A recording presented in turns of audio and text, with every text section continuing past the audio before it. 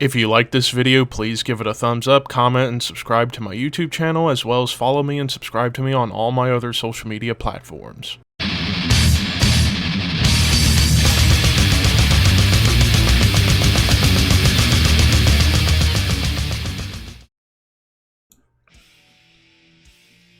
What's up, Thrashers, and welcome back once again to the Thrash Maniac 99 YouTube channel, and we are finally here to the big 12-day collaboration series here on this channel, the 12 Days of Metal.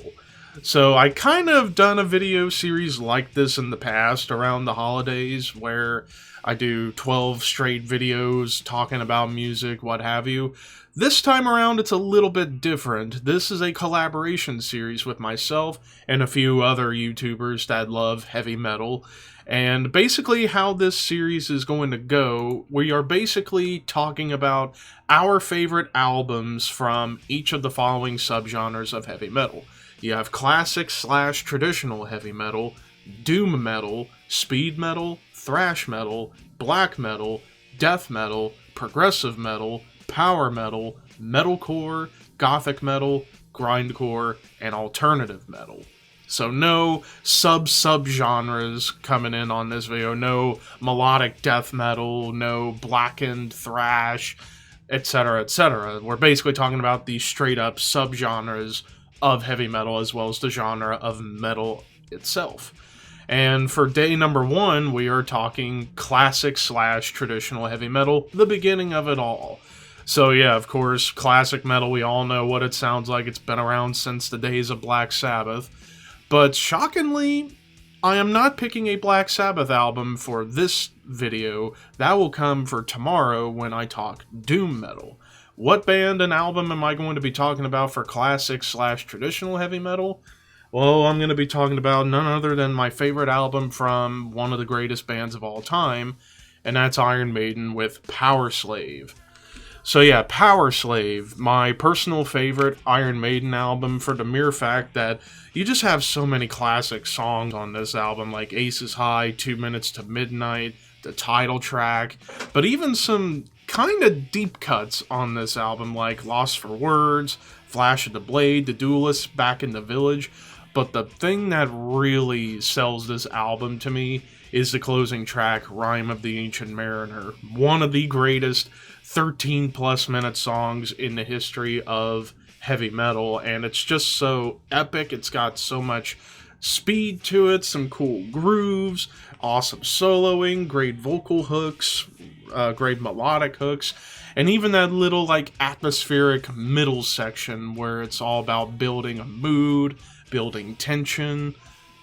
I mean, just everything about this. Steve Harris's bass work, top notch. Dave Murray and Adrian Smith, arguably the greatest guitar duo in heavy metal history, and then you have Nico McBrain just killing it on the rhythm section with the drums, and then of course the air raid siren himself, Bruce Dickinson, just belting it out in every way, shape, or form you can think of when it comes down to vocals. So yeah, and also the album cover, that ancient Egyptian theme going for it. This, in my opinion, is a perfect album. No wasted moments whatsoever. I would put this among the top 5 greatest metal albums, period. This definitely should be talked about when it comes to classic and traditional heavy metal. But that is my album. Let's see what my cohorts for the series have to say. Hey guys, it's Horror Master, aka Ricky. Of course, you all know me from being in Levi's channel so many times, being, of course, in the Orphan podcast, in the Shadow Code podcast, and I've been throughout Levi's channel for the past year, so it's so surprising when Levi was creating this idea, this concept of, talking about albums that we enjoy depending on the genres. Of course, I was going to get on board. And being today is the first day of his 12 Days of Metal, being it's a more of a classic tradition heavy metal album, it was kind of difficult to kind of, think of an album in this category, because I could have gone with something from Judas Priest's British Steel. I could have gone with something from, Deep Purple. I could have gone something from, hell, even Black Sabbath. Anything from maybe the first album till pick your poison pretty much with Black Sabbath. But to me, when it came to this category, the one album that came up to mind the minute I thought of it was, of course, Iron Maiden, and of course, I picked the album The Number of the Beast.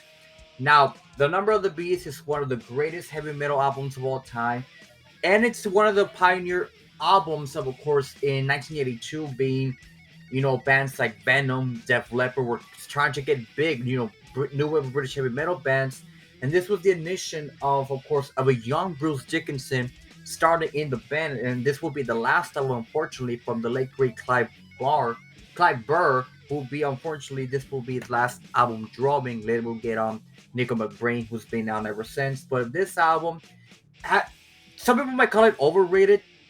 I think it is kind of overrated, but to the point that it's one of the most important albums in the development of heavy metal in the early 80s. Of course, we have songs like Run to the Hills, which is probably one of their most notable songs in the entire discography. We have some underrated tracks like Children of the Dam, which, Archer, I love you, but I love Children of the Dam. Even though it's more of a opus, kind of a big song to it, that people don't really like that, I still kind of enjoy the big crap out of it. But not only that, when you have a song like The Prisoner, which rarely gets played nowadays, which I would have loved to see The Prisoner when I saw Maiden live. Gangland's another one of those underrated songs. The B-side of Gangland, Total Eclipse, is a song that it's kind of weird to think that that song was a B-side of Gangland, which honestly, it should have been the other way around, where Gangland was should have been the B-side of Total Eclipse, because I think Total Eclipse fits more in line with what the album is kind of showing you. Of course, from the album cover, of course, it's Eddie controlling, the demon, and then the demon controlling mankind. That's the best way I can describe it. But of course, 22 Occasion Avenue kind of continuing from a previous song in the discography from Charlotte the Harlot, from one of the early albums. Invaders is one of those songs that has been a grower to me, because in terms of opening Maiden albums, I think Invaders is not really as impactful as I think it is. I mean, don't get me wrong, it's still a great, amazing song. I will listen to it anytime I want, but Invaders kind of a bit of a meh. But of course, the title track, The Number of the Beast, when you have that music video that was released on MTV back in the day, it will be watched constantly over and over and over again, to the point I think it even was at number 1 in the MTV charts, if I'm not mistaken. But of course, this album ends with probably one of the greatest closers in metal, and has probably one of, if not the greatest heavy metal song of all time, Hallowed Be Thy Name, a song that I was lucky enough to see live when I saw Iron Maiden back in 2019 before COVID happened. And to think that they actually brought that song live back after a legal dispute of some writing and all that between Maiden and, I'm forgetting who sued them or whatever.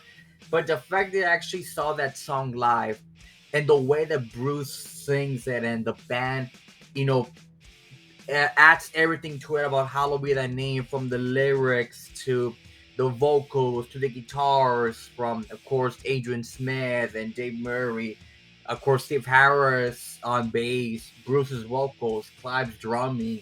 You add that all together and you create this epic song that, like I mentioned before, probably one of, if not the greatest heavy metal song of all time. Don't at me at that, but in terms of Maiden songs, this is the bare standing of Maiden songs, probably my personal favorite Maiden song of all time, and for a lot of people, it is their favorite Maiden song of all time. And like I said before, I was lucky enough to see that Maiden live and play that song almost close to the end of their live set. But again, for this category, I had to go with Number of the Beast by Iron Maiden. I could have gone, of course, with something more out there, but when this category came up to mind, this was the first album that I had to get. What's going on, guys? BossUp86 here, back to another video, and today I'm here to participate in an event that's coming up. Now, I have watched this fine YouTuber by the name of ThrashManiac99, and he has done a little series on his channel called the 12 Days of Metal. And what basically that is from, I think, the 13th, or no, from the 13th, I think, up until Christmas Day, there's going to be some topics and subgenres that are going to be discussed and talked about. And each day is a new subgenre. And he kicked off with a pretty doozy one here, folks. But before I get into that, there is a little bit of rules here. You can only pick one album by one band. It has to be your favorite album from the band. What does it mean to you? And how does it, how did it connect with you? And how did you find it? And those two rules are flipped, but basically, this is a very interesting one, and he actually talked to me about it, and I'm like, well, I'll be actually interested to partake in this little challenge that he basically provided. Now, granted, I ain't going to do all of them because there's probably two genres I won't be doing, which is grindcore and metalcore. So, I'll be doing all the other ones, and let's kick off with the first one on the first day of metal my true love gave to me. Traditional / classic heavy metal. Now, this one was a very tough one because I was going back and forth on which band and which album I would have picked because there were so many greats. You have Iron Maiden's Power Slave, Peace of Mind, Somewhere in Time. You have Black Sabbath. You have Heaven and Hell. You have, Masters of Reality. You can go to Motorhead for Ace of Spades, or I personally would say Inferno. Accepts Balls to the Wall, or Saxon's Wheels of Steel, or Wasp Self-Titled, and, so many great metal bands. I haven't mentioned this band yet, and if you guys know me, you know what band I would have picked, and it's obviously Judas Priest, the metal god themselves. My favorite band of all time, and which album did I pick? Now, again, this one was a very tough one because I love this band, and I could have picked almost all of them. Maybe it's an exception, maybe 5 or 4, but there were so many greats. Sad Ways to Destiny, Stained Class, Scream for Vengeance, Defenders of the Fate, a Jugulator. I know a lot of people don't like that album. I personally love that album. You could have done even Redeemer of Souls, besides production-wise. That's a phenomenal album. Firepower from 2018. You could do so many great albums. But the one album I went with, folks, it's got to be Painkiller for 1990. The last one was Rob Halford until 2005's Angel Retribution. And boy, oh boy, was this album ever great. Now, they kind of did a precursor to this on Ram It Down back in '88. It was a precursor to what this album would eventually be. Now, what is my favorite track on this? You could have thrown a dart and you would not be wrong. You have everything from the title track, Hell Patrol, Metal Meltdown, which is Metal Meltdown's favorite song on this album. Shout out to the YouTuber there. You also have some undercut classics like Nightcrawler, Touch of Evil. Just so many greats. Between the Hammer and Anvil's another great one. Leather Rebels another good one. Like, so many great songs. There's 2 songs that are tied for my favorite Priest song. These 2 songs and Bullet Train off of Jugulator are a 3-way tie for my favorite Judas Priest song. It's either All Guns Blazing or the epic one, Shot of Glory.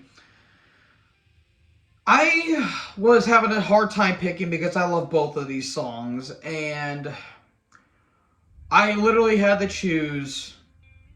It's like choosing my favorite children.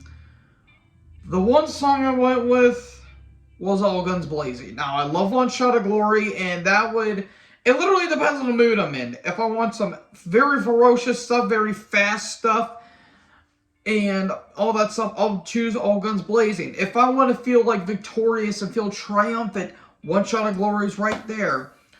But I had to go with All Guns Blazing simply because it may be the fastest song that the band has ever done. Because from the opening lines that Halford said, twisting the strangle grip will give no mercy, feeling the tendons ripped up in me, and then just that riff and just everything kicks off, and Scott Travis just goes in literally All Guns Blazing. It is one of the best songs that the band's ever done, and frankly, I will keep continuing it until after the band dies and after I die. So, Yeah, favorite track, All Guns Blazing. Now, how did I find this album? So, growing up, I still feel a little embarrassed talking about this to this day, but hey, we all have to start somewhere. If you guys know me, you guys know this story. When I was growing up, I was big in the country. I listened to the big country, like, studs like the Kenny Chesneys, the Marina Lamberts, the Carrie Underwoods, and, the Jason Aldeans, the Luke Bryants, and all that stuff. Johnny Cash, to name one. However, I was starting to get more into rock when I was around maybe 8 or 9. And my dad will listen to like classic rock here and there, but I mainly got into AC/DC, funnily enough. Like, I listened to like their big hits like TNT, Highway to Hell, War Machine, Shoot the Thrill, Thunderstruck. Thunderstruck, anyone?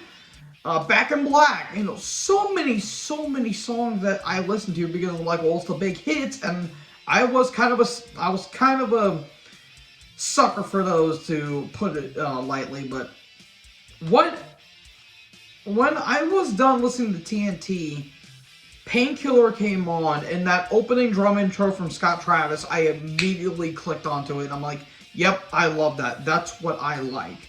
And I just fell in love with it after that. Now, what does this album mean to me? Like, how does this connect to me? This album made me into a metal fan. Like, the title track made me a metal fan, because after this, I don't know where I would be at if I was not listening to this beautiful genre of music. Like, if I did not listen to Painkiller, I wouldn't be listening to other bands like Iron Maiden and Black Sabbath and Motorhead and all these other bands. I wouldn't go into other subgenres like death metal, black metal, grindcore, doom metal, stoner, goth, all the other stuff. I would not go into all these other subgenres if it was not for Judas Priest Painkiller.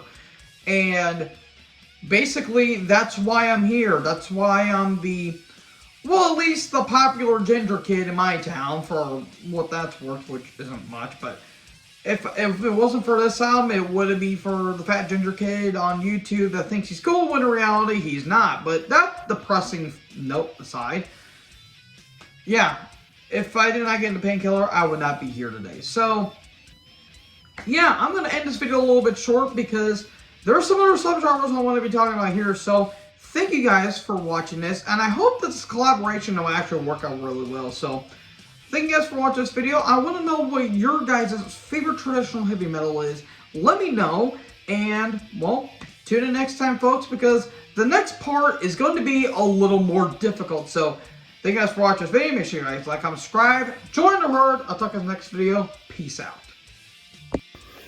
My favorite traditional heavy metal record really needs no introduction. It is the 1980 effort from Black Sabbath, Heaven and Hell, the first record featuring Ronnie James Dio on vocals. What more could be said about this album that already has been said? Crushing riffs, killer tracks, Dio's godlike vocals. Favorite tracks include the title track, Neon Nights, Die Young, Lonely is the Word, and Children of the Sea. What's up, guys? They're just Josh in here for Thrash Maniac 99's 12 Days of Metal. So, you guys probably seen me. It's been a while since I've been on Levi's channel. I did a album versus album stream with him a while back, and I've also been on Master of Metallum streams on his channel and Metal Ben's channel. So, you guys might have seen me here and there, but yeah. He asked me a couple days ago if I wanted to take part in this, and I said sure. This has been challenging putting this list together because I've only been listening to metal seriously for about 4 years, I would say, 4 or 5 years. So there's still a lot of metal I haven't delved into. I've heard of a bunch of bands, but I haven't gotten around to checking them out yet, so I should definitely fix that. But putting this list together made me check out some new stuff. So yeah, the first metal genre we are covering in this series is classic / traditional metal, and my pick is Seventh Son of a Seventh Son by Iron Maiden. Their 7th album, released in 1988. This album's great. It broke some new ground for them. They kind of experimented with some synth elements, brought in some more melody and dynamic elements, as well as some progressive elements here and there. Great drum work, great bass work. The bass really shines through on this album, and most of the Iron Maiden stuff I've heard, the bass really shines through in a mix, which I really like in metal. Too many metal bands just bury their bass in the mix. You got to have some bass in there. Bass is very important. A lot more important than people might realize. It's there to give bottom end to the guitars and lock in with the drums and all that. So definitely the foundation of a band along with the drums. But anyways, great guitar work as well, and amazing vocals from Bruce Dickinson. No surprise there, he's an absolute powerhouse of a vocalist, one of the best metal singers of all time. Bruce Dickinson is just incredible. And my favorite tracks on the album are Moonchild, Can I Play With Madness, The Evil That Men Do, the title track, absolute masterpiece the title track is, and The Clairvoyant.